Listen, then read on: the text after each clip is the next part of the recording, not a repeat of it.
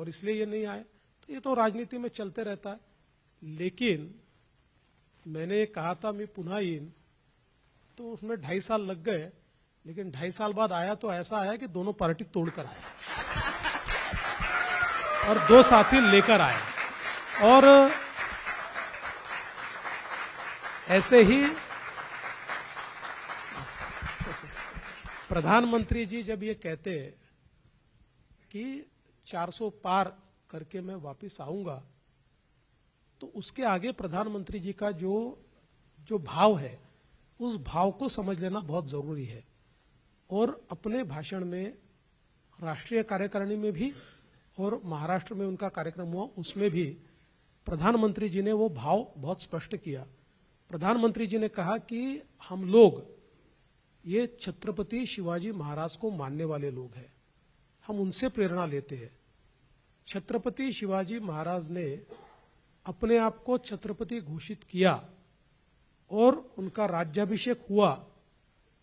उसके बाद एक दिन भी उस गद्दी को उन्होंने एंजॉय नहीं किया, एक दिन भी उन्होंने वहां बैठकर राजकाज करूंगा, अब आराम से जीऊंगा, इस प्रकार का विचार नहीं किया।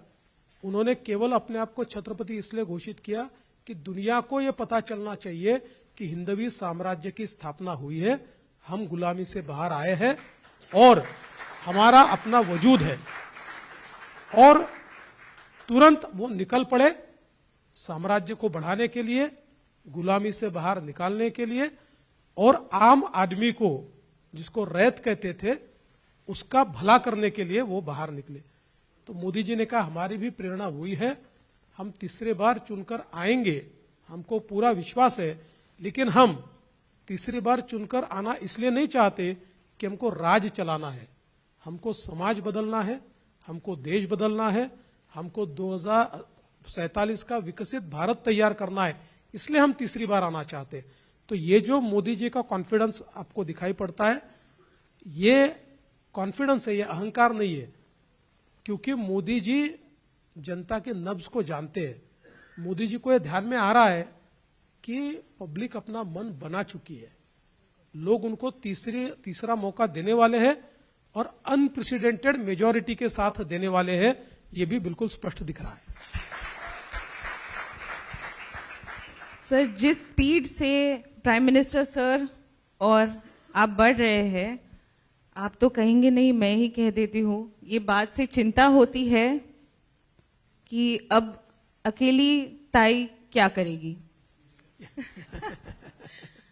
Sir, next question, moving on, ये थोड़ा गंभीर सवाल है।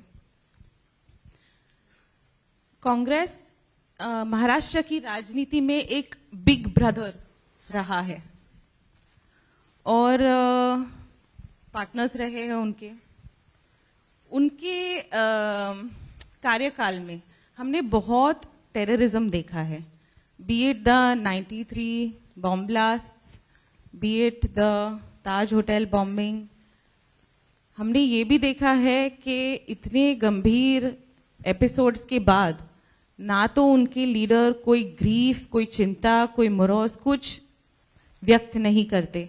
इनफैक्ट 93 के ब्लास्ट के वक्त चीफ मिनिस्टर शरद पवार जी ने एक एडिशनल ब्लास्ट इन्वेंट किया था ताकि समाज मुसलमानों पर उंगलियां ना उठाए।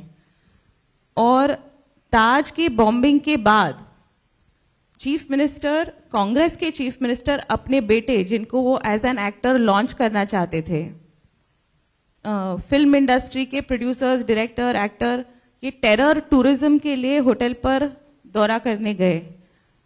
तो now we see that terrorism has been wiped out, but why does it happen? Why does terrorism become so widespread, had become so widespread in Congress rule, and how are you able to keep the country safe under Prime Minister, sir? देखिए, एक बात तो दुनिया का सत्य है, भय भी न होए न प्रीत, ये रामायण में भी कहा है। और जो व्यक्ति या जो संस्था या जो देश मजबूत होता है वही शांति प्रस्तापित कर सकता है, कमजोर कभी शांति प्रस्तापित नहीं कर सकते। और भारत ने एक ऐसा दौर देखा है कि जब हमारा पड़ोसी देश हमारे देश में क्रॉस बॉर्डर टेररिज्म करता था, आतंकियों को भेजता था, हमारे देश में अलग अलग प्रकार से बम विस्फोट करवाता था, लोगों को मारता था। और हमारी सरकार क्या कहती थी? हमारी सरकार कहती थी कि हम इसका निषेध करते हैं, हम इसको कंडेम करते हैं, हम यूनाइटेड नेशन में जाकर कंडेम करते हैं, हम स्ट्रांगली कंडेम करते हैं।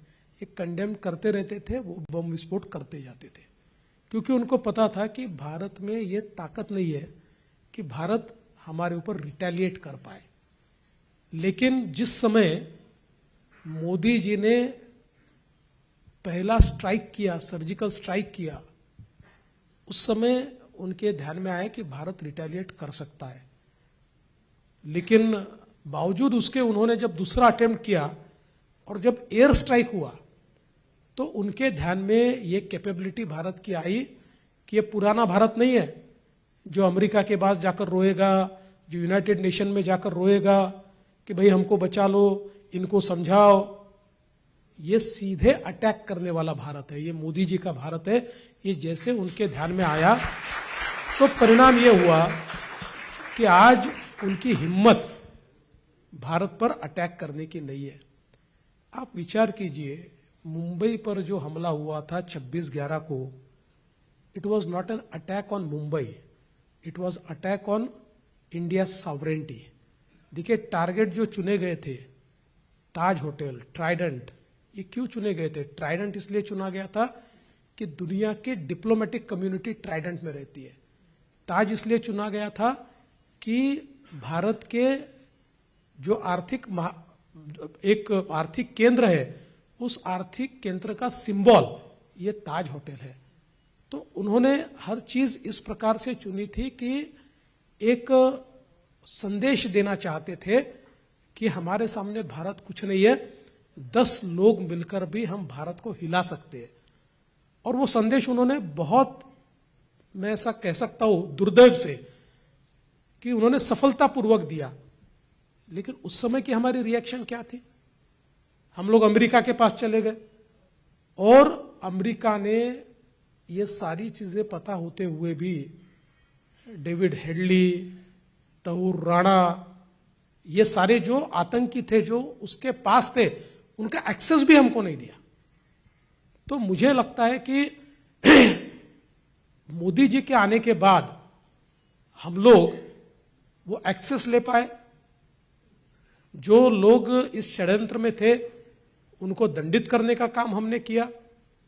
तो कांग्रेस की सरकार में एक बहुत वीक इस प्रकार की गवर्नमेंट को हमने देखा, जो अपने आप को मजबूत नहीं रख सकती थी, जो अपने आप को एसेट नहीं कर सकती थी, जो दूसरी शक्तियों पर डिपेंडेंट थी। और फिर वही चीजें नीचे तक आती है। देखिए, जैसी सरकार देश में चलती है वैसी सरकार फिर प्रदेशों में चलना शुरू हो जाती है। तो ये परिस्थितियां उस समय हमने देखी। आज हम लोग ये दावे के साथ कह सकते हैं, पाकिस्तान तो छोड़ दीजिए, अब चीन की भी ये हिम्मत नहीं है कि चीन सीधा आंख उठाकर हमारे सामने देख सके।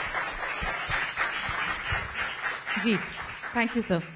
सर, एक पॉलिटिकल क्वेश्चन है अब। हम इससे पहले पॉलिटिकल नहीं थे। ये थोड़ा ज्यादा पॉलिटिकल क्वेश्चन है।